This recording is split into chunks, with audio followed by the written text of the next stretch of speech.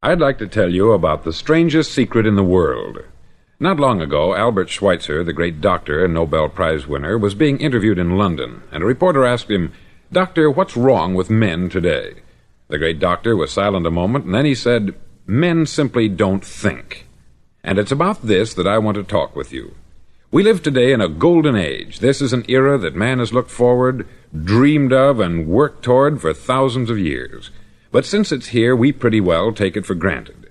We in America are particularly fortunate to live in the richest land that ever existed on the face of the earth, a land of abundant opportunity for everyone.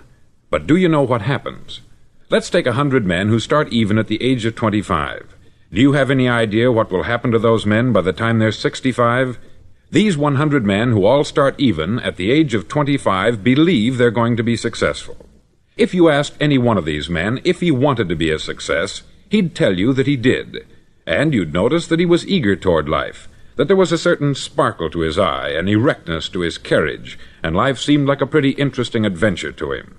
But by the time they're 65, 1 will be rich, 4 will be financially independent, 5 will still be working, 54 will be broke. Now think a moment. Out of the 100, only 5 make the grade.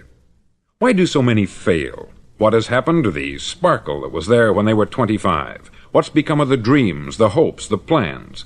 And why is there such a large disparity between what these men intended to do and what they actually accomplished? When we say about 5% achieve success, we have to define success. And here's the definition. Success is the progressive realization of a worthy ideal. If a man is working toward a predetermined goal and knows where he's going, that man is a success. If he's not doing that, he's a failure. Success is the progressive realization of a worthy ideal. Rollo May, the distinguished psychiatrist, wrote a wonderful book called Man's Search for Himself. And in this book he says, "The opposite of courage in our society is not cowardice, it is conformity." And there you have the trouble today. It's conformity. People acting like everyone else, without knowing why, without knowing where they're going. Now think of it. In America right now, there are over 14 million people 65 years of age and over, and about 13 million of these 14 million are broke. They're dependent on someone else for life's necessities. Now, we learn to read by the time we're 7. We learn to make a living by the time we're 25. Usually, by that time, we're not only making a living, we're supporting a family. And yet, by the time we're 65, we haven't learned how to become financially independent in the richest land that has ever been known. Why? We conform. And the trouble is that we're acting like the wrong percentage group, the 95% who don't succeed. Now, why do these people conform? Well, they don't know, really. These people believe that their lives are shaped by circumstances, by things that happen to them, by exterior forces. They're outer-directed people. A survey was made one time that covered a lot of men, working men, and these men were asked this question: why do you work? Why do you get up in the morning? 19 out of 20 had no idea. If you ask them, they'll say, everyone goes to work in the morning. And that's the reason they do it, because everyone else is doing it. Now let's get back to our definition of success. Who succeeds? The only man who succeeds is the man who is progressively realizing a worthy ideal. He's the man who says, I'm going to become this, and then begins to work toward that goal. I'll tell you who the successful people are. A success is the school teacher who's teaching school because that's what she wanted to do. The success is the woman who's a wife and mother because she wanted to become a wife and mother and is doing a good job of it. The success is the man who runs the corner gas station because that's what he wanted to do. The success is the successful salesman who wants to become a top-notch salesman and grow and build with his organization. A success is anyone who is doing deliberately a predetermined job because that's what he decided to do deliberately. But only 1 out of 20 does that. That's why today there isn't really any competition, unless we make it for ourselves. Instead of competing, all we have to do is create. Now, for 20 years, I looked for the key which would determine what would happen to a human being. Was there a key, I wanted to know, which would make the future a promise that we could foretell to a large extent? Was there a key that would guarantee a person's becoming successful if he only knew about it and knew how to use it? Well, there is such a key, and I've found it. Have you ever wondered why so many men work so hard and honestly without ever achieving anything in particular, and others don't seem to work hard and yet seem to get everything? They have the magic touch. You've heard them say that about someone. Everything he touches turns to gold. And have you ever noticed that a man who becomes successful tends to continue to become successful, and on the other hand, have you noticed how a man who is a failure tends to continue to fail? It's because of goals. Some of us have them, some don't. People with goals succeed because they know where they're going. Now think of a ship leaving a harbor, and think of it with the complete voyage mapped out and planned. The captain and crew know exactly where it's going and how long it will take. It has a definite goal. 9,999 times out of 10,000 it will get to where it started out to get. Now let's take another ship, just like the first, only let's not put a crew on it, or a captain at the helm. Let's give it no aiming point, no goal, no destination. We just start the engines and let it go. I think you'll agree with me that if it gets out of the harbor at all, it will either sink or wind up on some deserted beach a derelict. It can't go any place because it has no destination and no guidance. It's the same with a human being. Take the salesman, for example. There is no other person in the world today with the future of a good salesman. Selling is the world's highest paid profession, if we're good at it and if we know where we're going. Every company needs top-notch salesmen, and they reward those men. The sky is the limit for them. But how many can you find? Someone once said, the human race is fixed, not to prevent the strong from winning, but to prevent the weak from losing. The American economy today can be likened to a convoy in time of war. The entire economy is slowed down to protect its weakest link, just as the convoy had to go at the speed that would permit its slowest vessel to remain in formation. That's why it's so easy to make a living today. It takes no particular brains or talent to make a living and support a family today, so we have a plateau of so-called security, if that's what a person's looking for.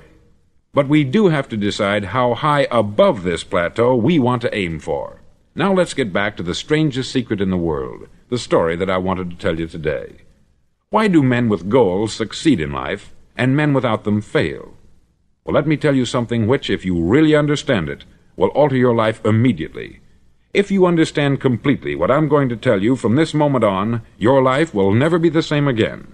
You'll suddenly find that good luck just seems to be attracted to you. The things you want just seem to fall in line.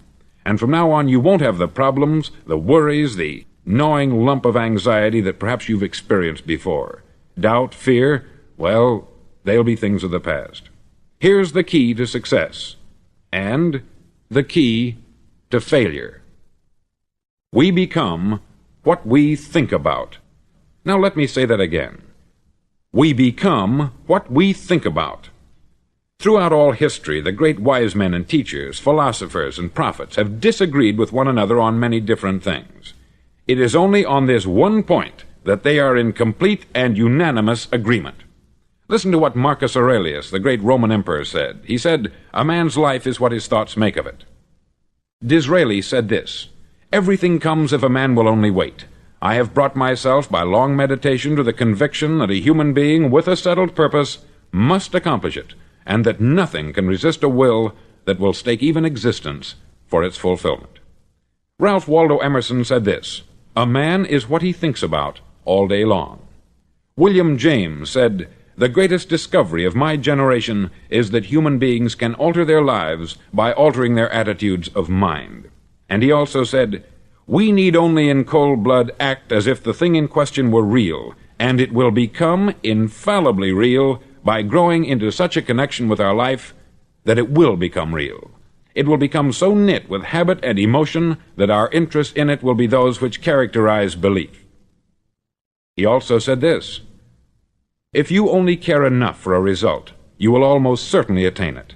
If you wish to be rich, you will be rich. If you wish to be learned, you will be learned.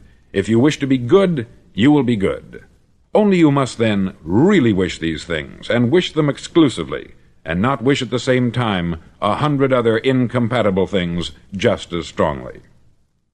In the Bible you read, in Mark 9:23, "If thou canst believe, all things are possible to him that believeth." Dr. Norman Vincent Peale said this, "This is one of the greatest laws in the universe. Fervently do I wish I had discovered it as a very young man. It dawned upon me much later in life, and I've found it to be one of the greatest, if not my greatest discovery, outside of my relationship to God. And the great law, briefly and simply stated, is that if you think in negative terms, you'll get negative results. If you think in positive terms, you will achieve positive results. That is the simple fact which is at the basis of an astonishing law of prosperity and success. In 3 words, believe and succeed. William Shakespeare put it this way: "Our doubts are traitors, and make us lose the good we oft might win, by fearing to attempt." George Bernard Shaw said, "People are always blaming their circumstances for what they are. I don't believe in circumstances. The people who get on in this world are the people who get up and look for the circumstances they want, and if they can't find them, make them." Well, it's pretty apparent, isn't it? And every person who discovered this for a while believed that he was the first one to work it out. We become what we think about. Now, it stands to reason that a person who's thinking about a concrete and worthwhile goal is going to reach it, because that's what he's thinking about. And we become what we think about.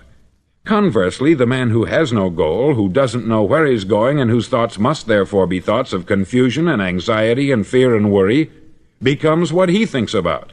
His life becomes one of frustration, fear, anxiety, and worry. And if he thinks about nothing, he becomes nothing. Now, how does it work? Why do we become what we think about? Well, I'll tell you how it works as far as we know. Now, to do this, I want to tell you about a situation that parallels the human mind. Suppose a farmer has some land, and it's good, fertile land. Now, the land gives the farmer a choice. He may plant in that land whatever he chooses. The land doesn't care. It's up to the farmer to make the decision. Now, remember, we're comparing the human mind with the land, because the mind, like the land, doesn't care what you plant in it. It will return what you plant, but it doesn't care what you plant. Now, let's say that the farmer has 2 seeds in his hand. One is a seed of corn, the other is nightshade, a deadly poison. He digs 2 little holes in the earth, and he plants both seeds, one corn, the other nightshade. He covers up the holes, waters, and takes care of the land, and what will happen? Invariably, the land will return what is planted. As it's written in the Bible, "As ye sow, so shall ye reap." Remember, the land doesn't care. It will return poison in just as wonderful abundance as it will corn. So up come the 2 plants, one corn, one poison. Now, the human mind is far more fertile, far more incredible and mysterious than the land, but it works the same way. It doesn't care what we plant. Success, failure. A concrete, worthwhile goal, or confusion, misunderstanding, fear, anxiety, and so on. But what we plant, it will return to us. You see, the human mind is the last great unexplored continent on the earth. It contains riches beyond our wildest dreams. It will return anything we want to plant.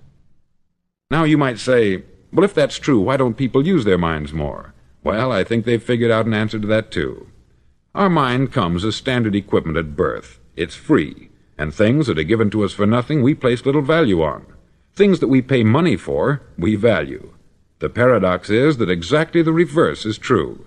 Everything that's really worthwhile in life came to us free. Our mind, our soul, our body, our hopes, our dreams, our ambitions, our intelligence, our love of family and children and friends. All these priceless possessions are free, but the things that cost us money are actually very cheap and can be replaced at any time. A good man can be completely wiped out and make another fortune. He can do that several times. Even if our home burns down, we can rebuild it, but the things we got for nothing, we can never replace. The human mind isn't used merely because we take it for granted. Familiarity breeds contempt.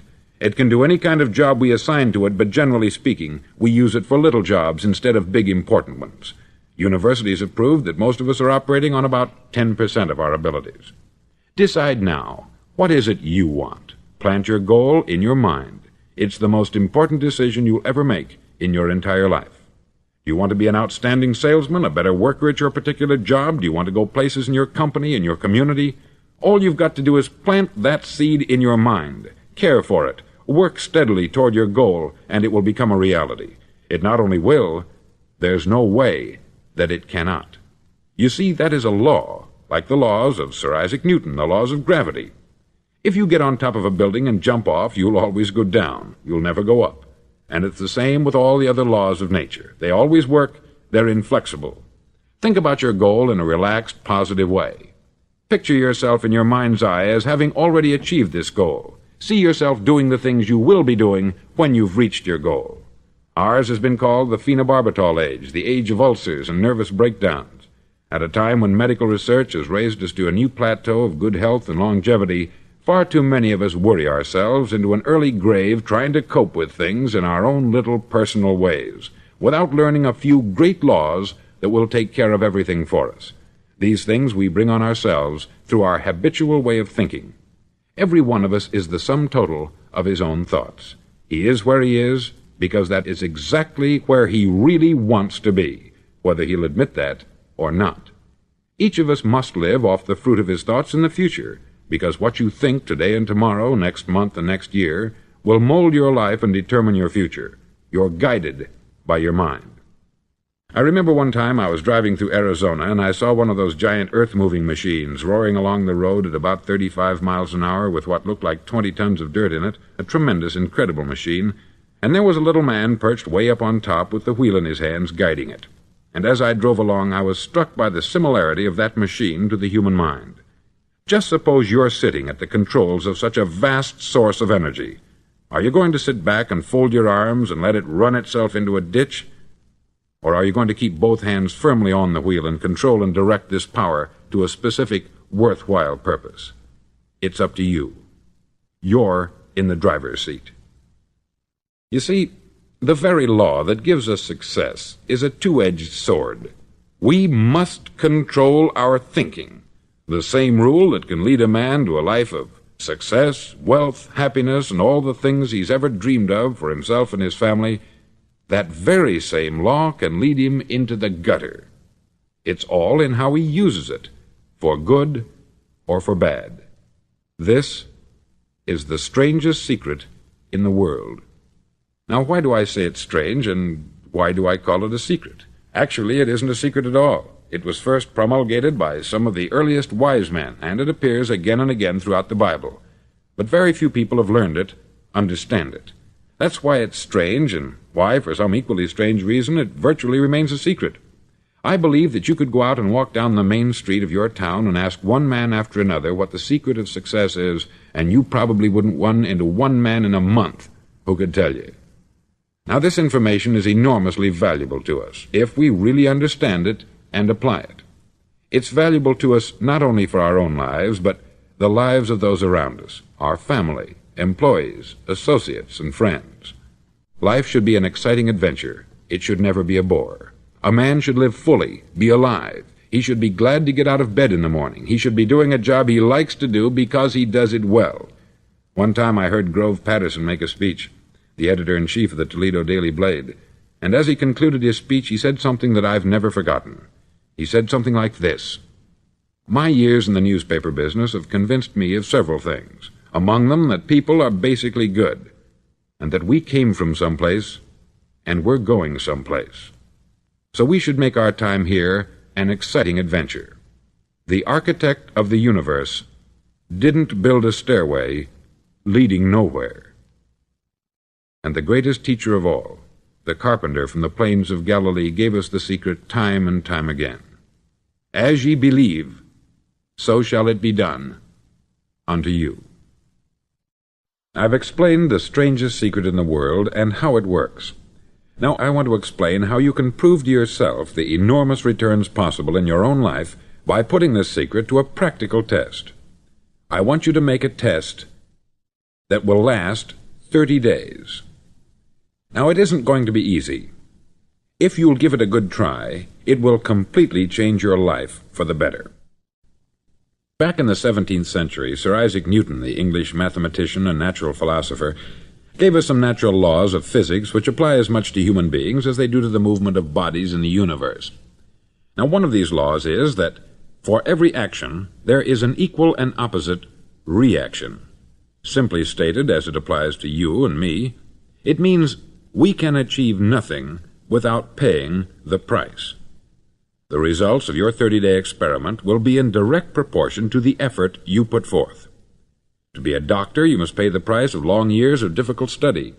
to be successful in selling, and remember that each of us succeeds to the extent of his ability to sell, selling our families on our ideas, selling education in schools, selling our children on the advantages of living the good and honest life, selling our associates and employees on the importance of being exceptional people, to, of course, the profession of selling itself.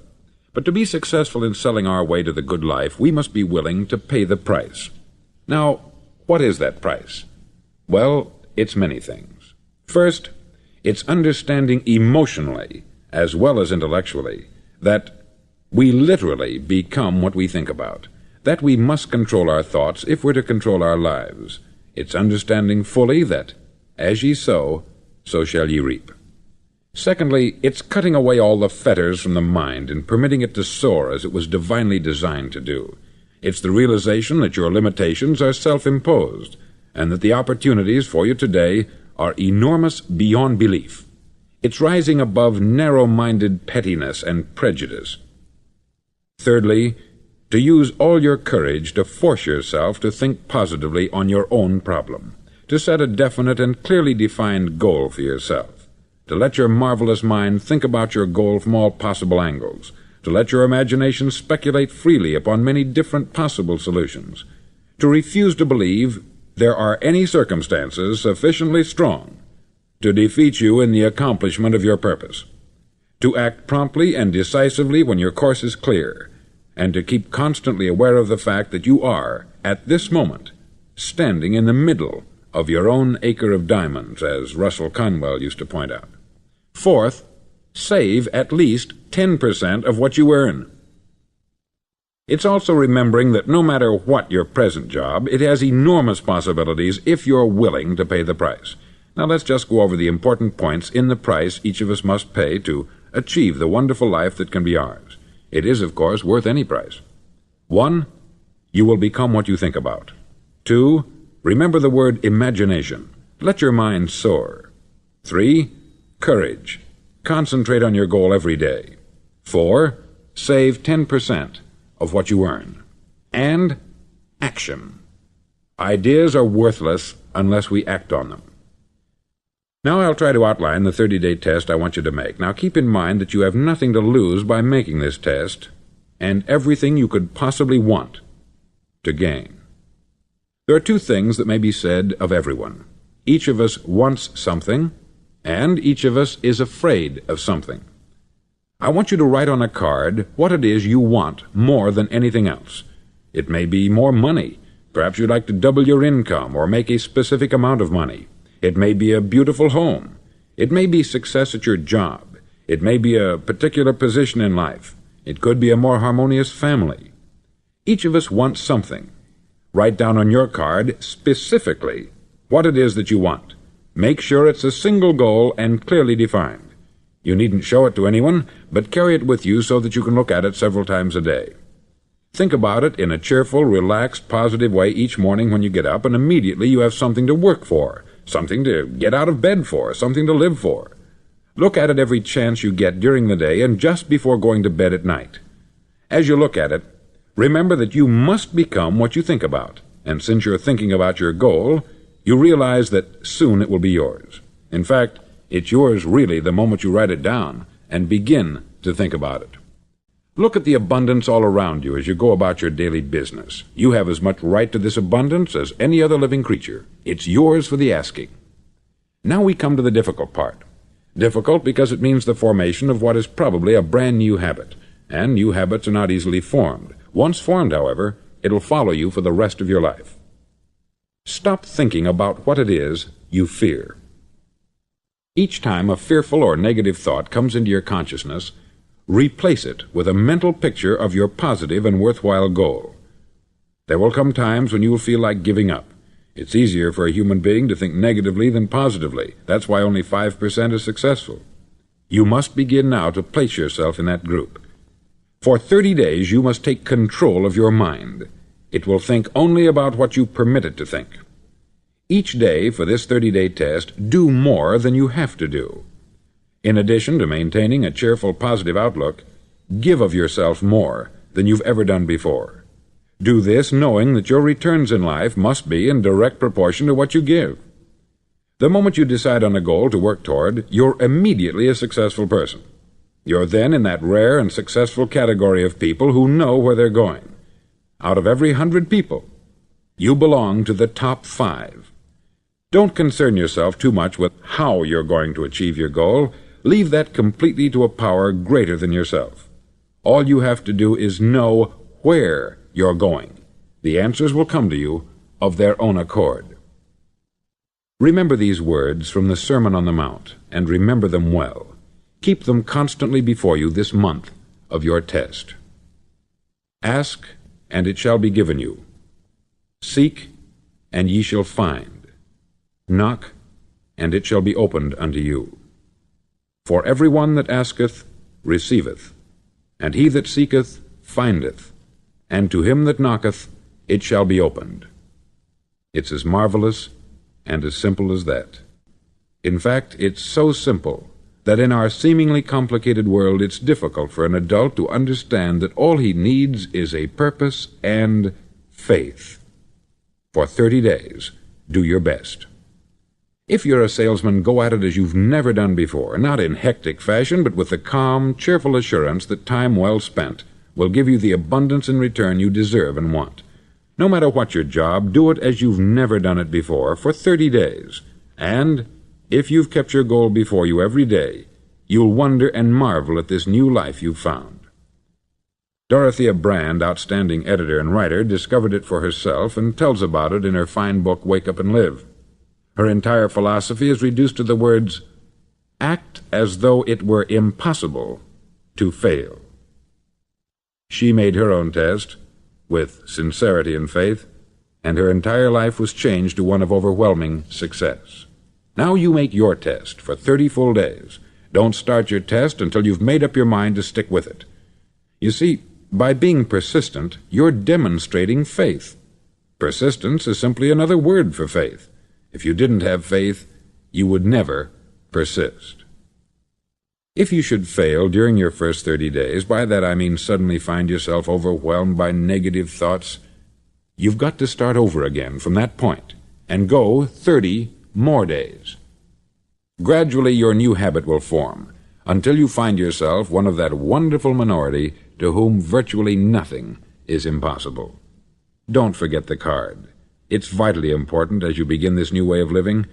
On one side of the card, write your goal, whatever it may be. On the other side, write the words we've quoted from the Sermon on the Mount. Ask, and it shall be given you. Seek, and ye shall find. Knock, and it shall be opened unto you. Nothing great was ever accomplished without inspiration.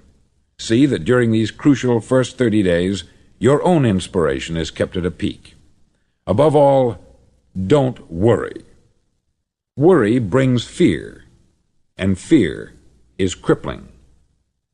The only thing that can cause you to worry during your test is trying to do it all yourself.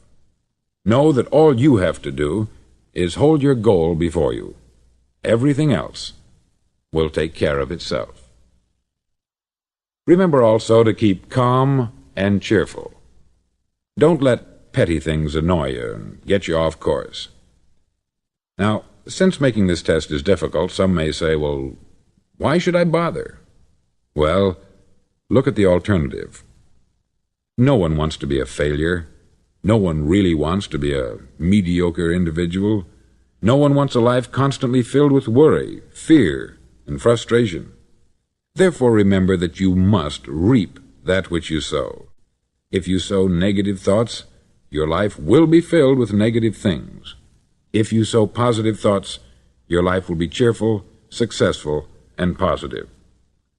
Now, gradually, you will have a tendency to forget what you've heard on this record.